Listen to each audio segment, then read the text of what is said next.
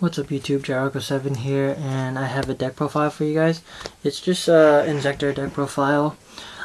So Seattle Regionals was this past weekend, and unfortunately I could not go. I planned to, but I ran into some last minute stuff, so kind of bummed about that. But I wouldn't have played Inzektors at the event, but I do know that one Inzektor player was in the top 8. Congrats to him. I haven't seen his build. This is solely my build. I've taken in some other deck lists and kind of played it to how I think the deck should be played. So yeah, I will get some regionals reports from the Walking Swag and B Flat and Yao Ming. So I'll get those up as soon as possible, and then I'll also show the Constellar deck profile, like my version I would have ran at regionals. And I know I have a deck profile already on the channel. It's changed a little bit. I will give the side deck. I won't do a side deck for this particular deck just because it's not my main deck right now. So this is kind of just my second deck, the deck that I've been testing for a little bit, and we'll just get right into it. So basic Inzektors, you have the 3 Centipede. I play the 2 Hopper, the 1 Dragonfly, and then the Eclipse. 3 Ladybug. It doesn't clog for me the way I play the deck, so you'll see when I get there. The 1 Gigamantis and the 1 Hornet. That's it for the Inzektors.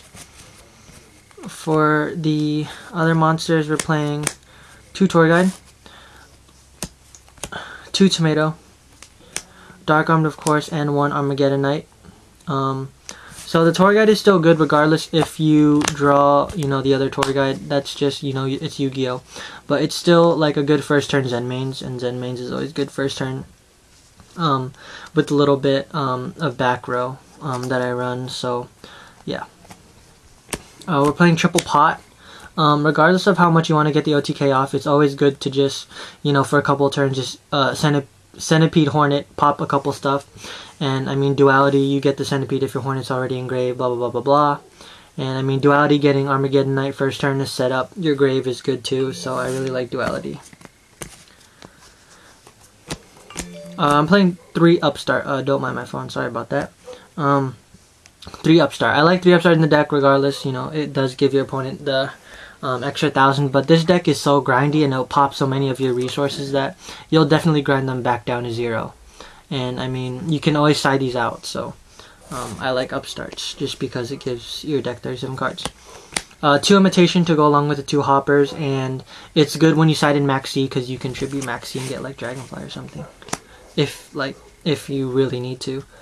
The 1 Sword because 2 is cloggy, and I don't want to OTK as much. I find this deck better when it's a little bit more like grind game-ish. The 1 Lance to protect against, the 1 Bottomless, and I've never really needed more than 1 Lance, but I've seen a couple times where I wanted to, but I'm not sure if I want to. The 1 Allure, of course, and the 1 Dark Hole. No Book of Moon. I've really seen no need for it right now, but yeah, it's still in the testing phases. Triple T-Roar, just to protect Dragonfly, and even protect the Centipede if you really need to, so that you can combo off again next turn. We're playing Triple Call the Haunted to abuse Tomato, to abuse Armageddon Knight, and to always have, it's kind of like running for Dragonfly per se. But yeah, 3 Call the Haunted because you want to get those Dragonflies back as well. 3 Reckless Greed because if you open, I don't know if you guys read the ARG article or have seen some of the videos about Pat Hoban's like Dragoonides. He ran 3 Reckless Greed and 3 Upstart. I like it with this deck. It's not as combo-y as Dragoonides, and I mean, you could cut the 3 Upstarts for something else, but I really like 3 Reckless Greed in this deck because opening double Reckless Greed, and then when you've already allured and you have a couple Upstarts, that draw power is just so nice because you can, you can get to that OTK, and you can, you can get to, you can get to all your combo pieces. You can get to that 1 Dragonfly. You can get to that Trap Stun for the next turn. So I really like the Reckless Greed, and of course the 2 Trap Stun. So if I was running the 3rd, I'm not sure what I would cut. I'm really inclined to cut the Upstarts. Like, I really like the Upstarts, but if the one thing I would cut, it would be the Upstarts. I might cut out the 1 Imitation. If I did, then I would cut down the 1 Hopper, I think. But that's the main deck. I'm really liking how it's testing out right now. Like, you know, and the side deck is very versatile. You can always side into, you know, your generic traps like bottomless and solemn warning and stuff like that if you don't want to, you know, use all those traps that, you know, don't really provide too much defense. But as of right now in the main deck, I really like the main deck as of right now. The extra deck, we're looking at one Gachi. One Levier, I've never really needed two.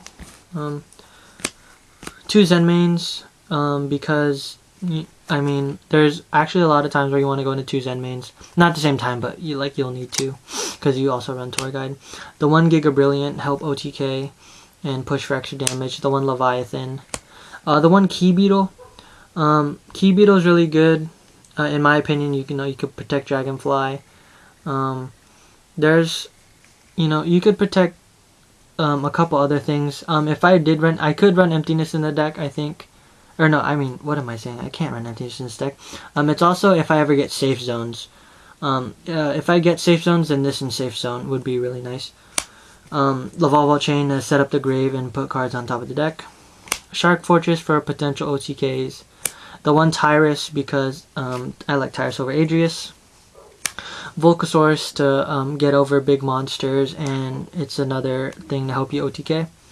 The one Exostag just because. Shadow Armor Ninja just because. Exobeetle just because. And the Gaia Charger for the Volcasaurus and Shark Fortress, etc.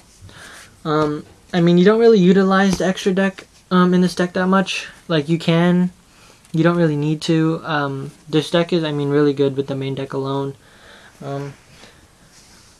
I mean, I do want to see the Inzektor players list that he ran at the Seattle Regionals on the 21st. Just to see, how, what he did, what he sided, stuff like that. But, as of right now, my build is more grindish. Some people do run the 2-sword for, like, their own OTKs. I do see, I see that. Like, it's definitely easier to OTK with 2 swords, but it does get kind of cloggy.